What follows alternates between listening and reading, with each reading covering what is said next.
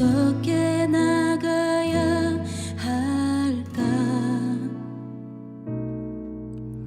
나를 구원한 주의 십자가, 그것을 믿으며 가네. 주의 보좌로 나갈 때에 나 여전히 부족하나.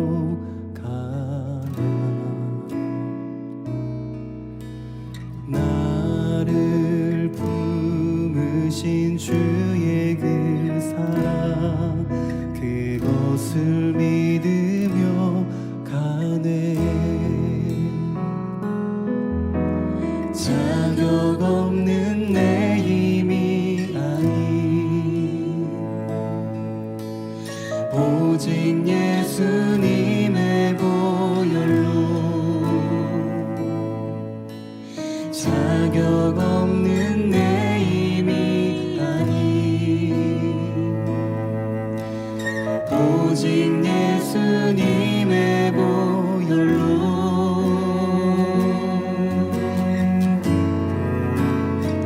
십자가의 보혈, 완전하신 사랑, 힘입어 나갑니다.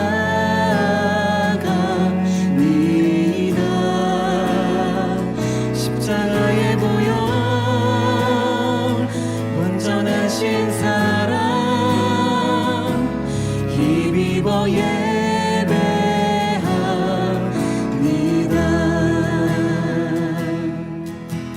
자격 없는 내 힘이 아닌 오직 예수님의 보혈로,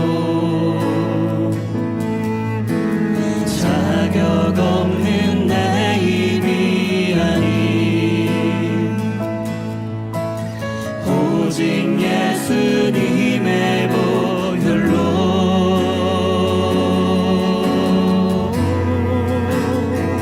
십자가의 보혈, 완전하신 사랑, 힘입어 나갑니다.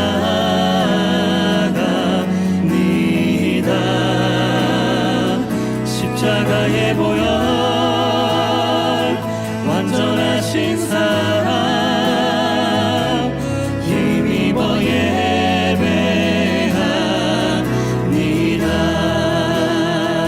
십자가의 보혈,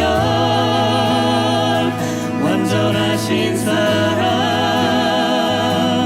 힘입어 나갑니다.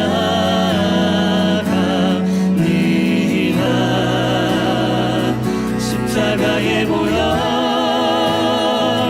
완전하신 사랑, 힘입어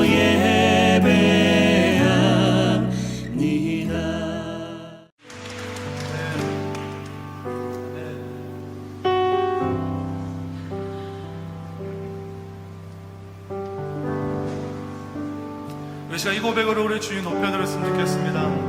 주 내 소망은 주도 알기 원합니다. 주 내 소망은 주도 알기 원합니다. 이전보다 더 가까이 가길 원합니다.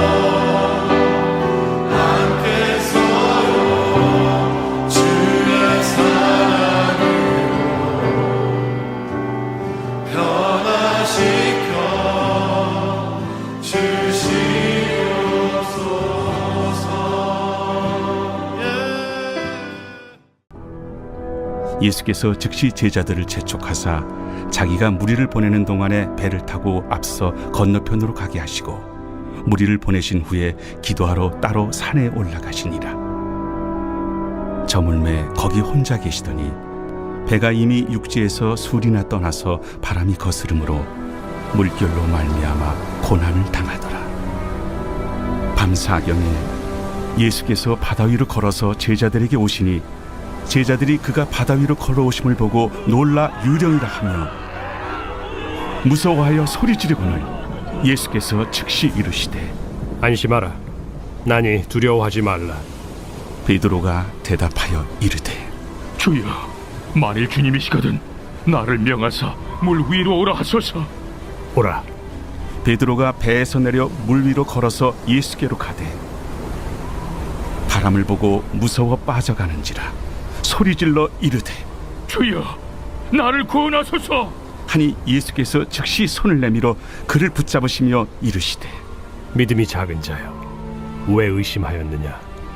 배에 함께 오름에 바람이 그치는지라.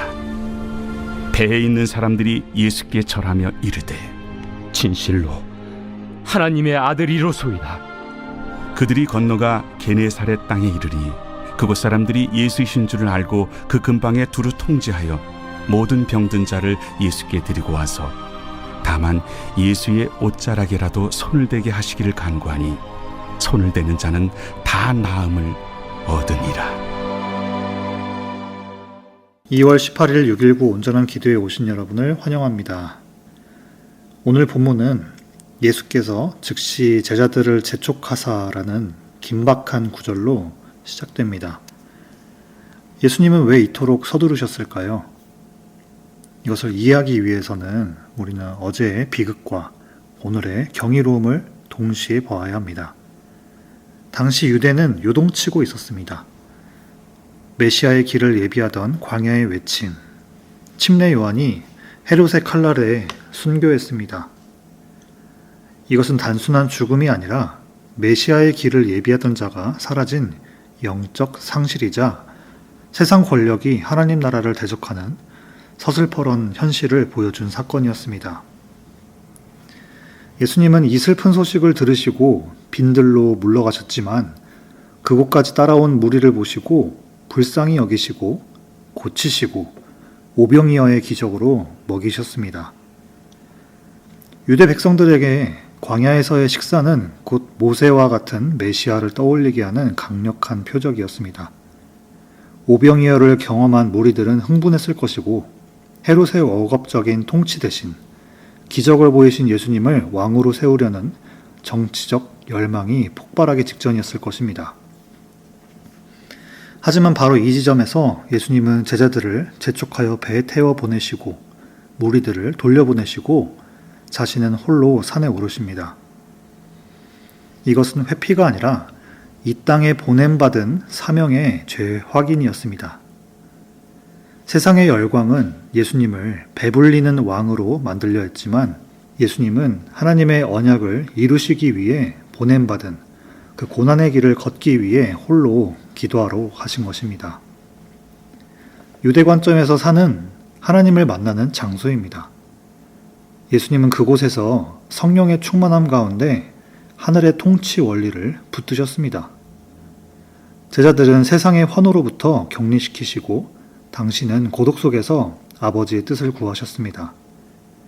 우리가 오늘 주목해야 할 사실은 이것입니다.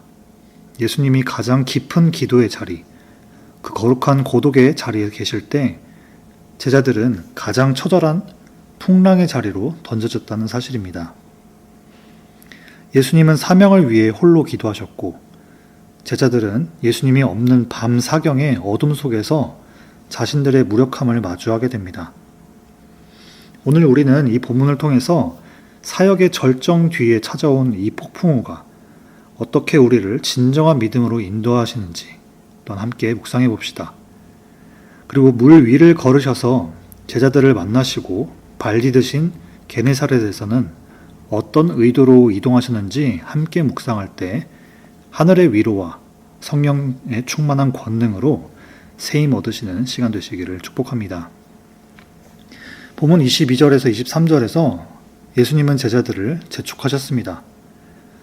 예수님께서 직접 무리들을 보내는 동안 제자들이 배를 타고 앞서 건너편으로 건너가게 하셨습니다. 그리고 무리를 보내신 예수님은 날이 저문 때에 홀로 기도하러 따로 산에 올라가셨습니다. 예수님께서 제자들을 재촉하신 이유와 무리를 보내신 이유는 침례 요한이 죽은 이후 예수님의 첫 방은 빈들에 가신 목적이었을 것입니다. 기도하기 위함이었습니다. 산에 오르셨다는 구약에서 하나님을 만나기 위해 산에 오르는 모습을 기억할 때 예수님의 기도의 목적을 알 수 있습니다. 예수님은 산에서 하나님의 뜻을 다시 붙들고 성령 충만으로 그 다음 사역들을 준비하셨습니다. 가르치시고 논쟁하시기도 하고 병 고치시고 귀신을 쫓아내시면서 겪게 된 영적 피로감은 기도를 통해 회복과 충전을 받으셨습니다. 올해 우리 교회의 표어인 성령이여 우리에게 임하소서를 두고 날마다 기도할 때 중요한 순서가 있다고 볼 수 있습니다. 그것은 바로 하나님께 지난 하루 사역에 대한 보고와 마음에 갖게 된 인간적인 생각들을 정결하게 씻김받고 비워지는 시간이 필요합니다. 우리의 기도 시간은 정결과 회복을 누리고 다시 하나님의 충만한 임재와 사역을 감당할 지혜와 능력을 받는 시간이 되어야 합니다. 본문 24절, 예수님보다 먼저 앞서간 제자들의 모습이 나옵니다.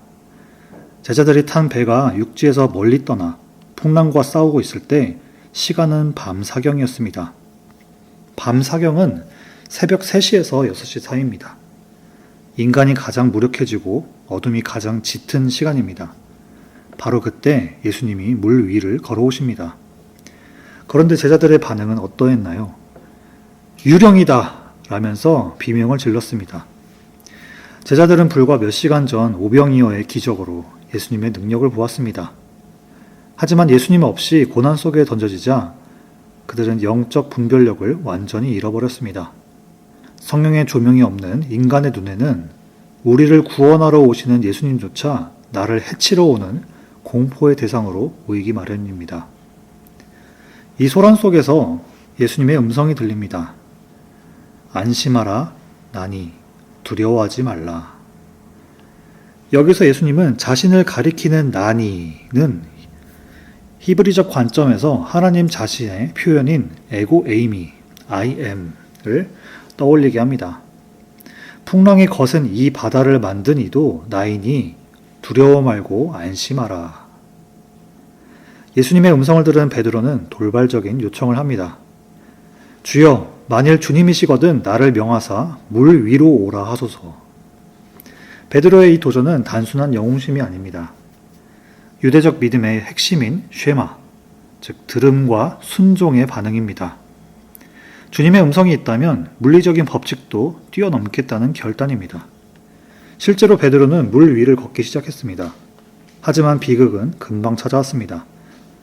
베드로가 바람을 보고 무서워하여 빠져갔다라고 합니다. 베드로는 시선이 예수님에게서 바람으로 옮겨가는 순간 믿음은 두려움에 잡아먹히게 되었습니다. 사랑하는 여러분, 우리의 눈과 귀, 입과 행동이 지금 어디에 붙들려 있으신가요? 세상의 소리에 귀를 열고 풍랑의 크기를 계산하는 순간 우리는 침몰합니다. 주여 나를 구원하소서라고 소리질러 외쳤던 베드로처럼 우리는 우리의 생각과 감각들이 오직 하나님께만 고정되기를 기도해야 합니다. 우리 인생의 주인이신 예수님을 의지하지 않으면 우리의 마음은 순식간에 의심의 골짜기로 추락하기 때문입니다. 그때 예수님은 즉시 손을 내밀어 베드로를 풍랑에서 건져 올리셨듯 두려움 가운데 있는 우리를 붙잡아 주실 것입니다. 베드로와 함께 예수님은 배에 오르시는 순간 폭풍우가 잠잠해졌습니다. 이 모습을 보던 배에 있던 사람들은 예수님께 진실로 하나님의 아들이로소이다 라며 절합니다. 예수님을 믿는 사람과 믿지 않은 사람의 큰 차이점이 무엇일까요? 이들이 겪는 모든 외적인 상황은 같습니다. 우리 인생의 육신의 피로와 영적인 연약함에 취약한 시간을 상징하는 밤사경은 예수님을 믿는다고 해서 피할 수 있는 것이 아닙니다. 그럼에도 우리가 해야 할 태도는 무엇일까요? 예수님을 바라보고 예수님의 음성에 귀를 기울이는 것입니다. 우리가 모든 만물을 지으시고 구원하시며 보호하실 예수님을 바라볼 때 우리 마음에는 하늘의 샬롬, 그 평안이 먼저 임하게 될 것입니다. 본문 34절부터 36절입니다. 풍랑이 잔잔해지고 배가 도착한 곳은 게네사렛입니다. 게네사렛이라는 이 지역은 성경에서 어떤 의미를 가지는지 안다면 세 구절밖에 안 되는 오늘 본문이 더 깊게 이해가 될 것입니다. 게네사렛은 당시 유대 사회의 중심부에서 멀리 떨어진 변두리였습니다. 이방과의 교류가 잦은 갈릴리 지역으로서 애초에 정통 유대인들이 부정하다며 멸시한 그 지역으로 추정됩니다. 역사적으로 이 지역은 로마의 권력과 헤롯의 착취가 가득했던 지역이기도 했습니다. 결국 게네사렛은 유대인들과 이방인들에게 멸시받는 곳입니다. 이들의 모습과 같이 유대인과 이방인에게도 미움과 죽음의 위협을 받으신 예수님이 게네사렛에 방문하시는 모습은 참 놀랐습니다. 유대인에게도 이방인에게도 소외된 게네사렛 사람들은 예수님을 즉시 알아보고 사방으로 달려가 예수님 소식을 전하고 모든 병자를 데리고 나옵니다. 게네사렛 주민들의 믿음은 간절했습니다. 주님의 옷자락, 즉 유대인의 권위와 계명을 상징하는 옷술에만 손을 대도 구원을 얻으리라고 믿었습니다. 세상은 게네사렛 주민들을 비천하다고 욕했지만 예수님께서 보시기에 그들은 진정한 의인들이었습니다. 성경에서 의인은 구원의 하나님을 알고 자신들의 죄에 통회하고 회개하며 하나님께 구원을 간청하는 이들입니다. 게네사렛 주민들은 의인과 같이 자신의 결핍을 인정하고 구원자 메시아의 옷자락이라도 붙들려는 그 가난한 심령들 위에 하나님 나라의 치유와 회복이 임했습니다. 오늘 본문을 깊이 묵상하면서 흥미로운 패턴을 발견했는데요.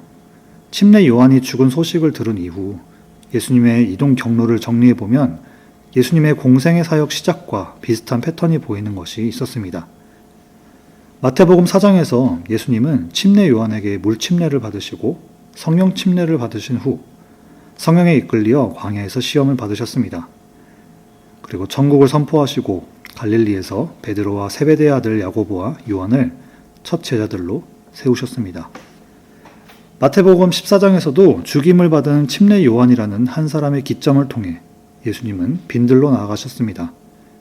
목자 잃은 양과 같은 이스라엘 무리들을 불쌍히 여기시고 치료하시고 먹이시고 쉬게 하셨습니다.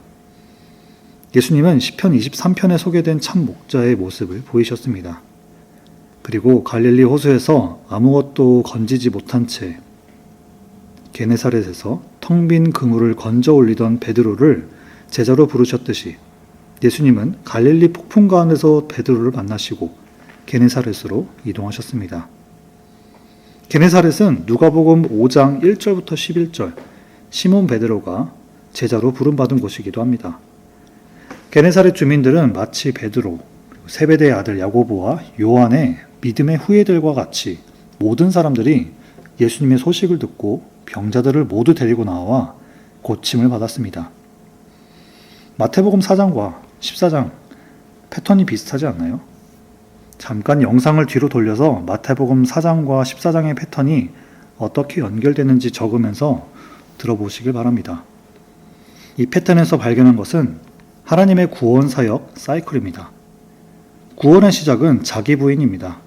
옛사람이 죽으면 성령에 이끌려 연단되고 복음을 누리고 다른 사람들에게도 전하는 삶으로 이어집니다. 즉 자기 부인으로 시작하여 열매 맺는 일로 이어지는 것입니다. 이 말씀을 우리의 신앙에 적용해 봅시다. 예수 그리스도의 십자가, 거기서 자기를 부인하는 일이 먼저 되어야 합니다. 옛 자아가 죽는 자는 더 이상 이전 것에 얽매이지 않고 새 사람의 일을 하게 됩니다. 성령님은 새 사람의 일을 할 수 있도록 우리를 인도하십니다. 인생의 바다에 매일 다른 폭풍이 일어나지만 안심하라, 나니 두려워하지 말라 라 말씀하시면서 오시는 예수님을 바라보도록 우리 내면에 굳건한 믿음을 갖도록 훈련시키시고 평안을 주실 것입니다. 예수님의 말씀을 듣고 순종하면 선포하는 일은 자연스럽게 따라옵니다.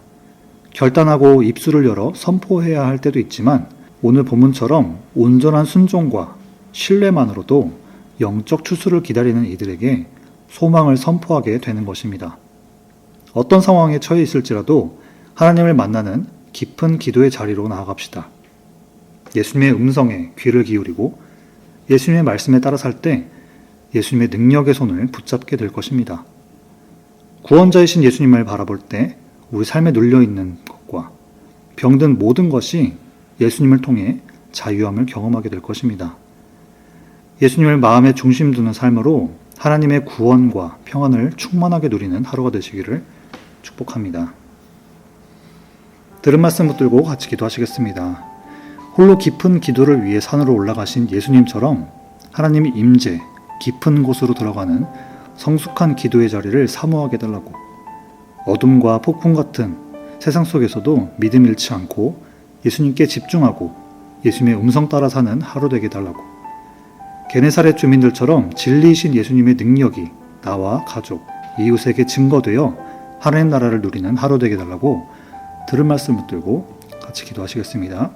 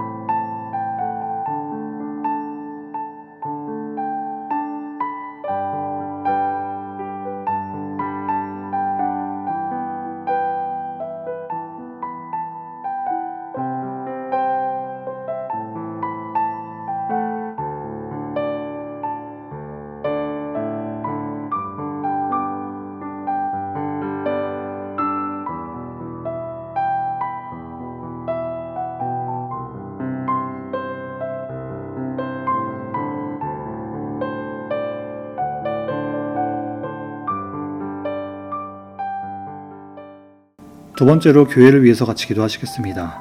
우리 교회가 성령 안에서 모든 목장과 사역 가운데 하나님 나라를 경험케 하시고 가정과 삶에 예수 그리스도의 진리의 생수가 흘러가게 해달라고, 성령 안에서 하나부와 영어부, 목장, 다음 세대 사역에 기름 부으심과 열매 맺음을 허락해달라고, 투병 중이거나 경제적 어려움 가운데 계신 분들과 함께 하시고 모든 가정에 하나님의 긍휼과 평강을 허락해달라고 교회를 위해서 같이 기도하시겠습니다.